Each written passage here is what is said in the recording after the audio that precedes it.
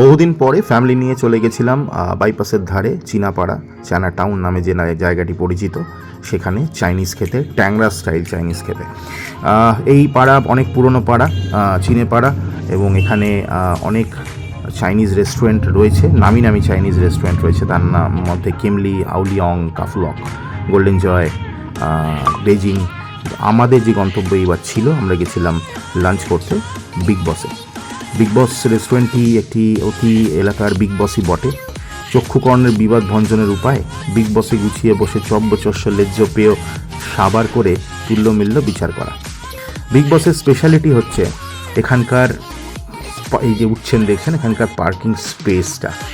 খাবার তো আছেই, খাবারের কোয়ান্টিটি তো আছেই, এবং পার্কিং স্পেস, যেখানে গাড়ি রাখার জায়গা, কারণ চায়না টাউন যে জায়গাটা ওটা একটু রাস্তাঘাট কোথাও একটু ন্যারো, তো গাড়ি রাখার সুন্দর জায়গা বন্দোবস্ত, সুবন্দোবস্ত রয়েছে এখানে।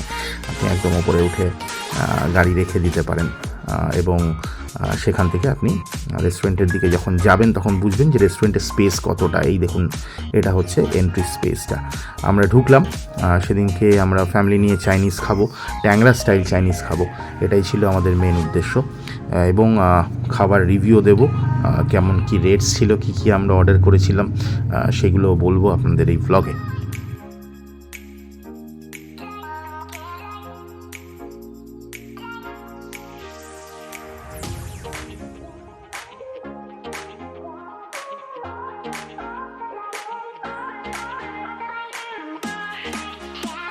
সেদিনকে আমরা নিয়েছিলাম ওখানকার সিগনেচার কিছু আইটেম, সেটা তার মধ্যে প্রথমেই ছিল প্রন চিপস, সঙ্গে ছিল গোল্ডেন ফ্রাইড প্রন, সঙ্গে ছিল pepper chilli chicken, chicken fried rice with egg fried rice, chilli fish, এবং সফট ড্রিঙ্কস ছিল, যেটা আমরা খাওয়ার সঙ্গে খেয়েছিলাম।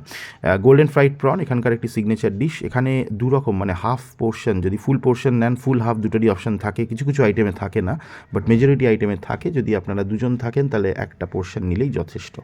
দেখুন ফ্রাইড প্রনটা, ভেতরে প্রনটা, উপরে কোটিংটা যথেষ্ট ভালো ছিল। গ্রিন চাটনি ওদের একটা সিগনেচার আইটেম, ওটা চাইলে ওরা দেয়। প্রত্যেকটি চায়না টাউনের রেস্টুরেন্টে এই গ্রিন চাটনি আপনি পাবেন। সুন্দর খেতে হয়, একটু ডিফারেন্ট খেতে হয়।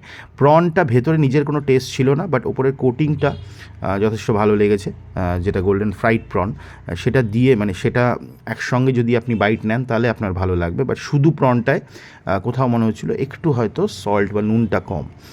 প্রন প্রপার, এই সেই চাটনি, এই সেই গ্রিন চাটনি, যেটা খাবারের সঙ্গে বেশ ভালো লাগে। আপনি চিপসের সঙ্গে, এবার প্রন চিপসের সঙ্গে খেতে পারেন। এটা পুদিনা থাকে, এর মধ্যে ধনেপাতা থাকে, কাঁচা লঙ্কা থাকে, দিয়ে একটা অদ্ভুত টেস্ট হয়। এটা পেপার চিলি চিকেন। দেখুন পিসেসগুলো টেন্ডার ছিল, সফট ছিল, জুসি ছিল। তো এবং স্পাইসি, আমরা বলেছিলাম যে খুব বেশি স্পাইসি করতে না, যেহেতু সঙ্গে বাচ্চা ছিল, তো খুব বেশি স্পাইসি করতে না। হার্বস দিয়ে করেছিল ওরা, অনেক রকমের হার্বস ছিল এখানে এই ডিশটাতে। তো খেতে বেশ ভালোই লাগছিল, স্পাইসি বেশি ছিল না বলে, এবং চিকেনের পিসেসগুলো যথেষ্ট টেন্ডার ছিল।